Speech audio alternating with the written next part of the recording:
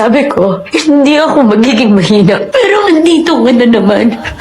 At andito na naman ako. Sa huli, palagi babalik pa rin sa yakap mo.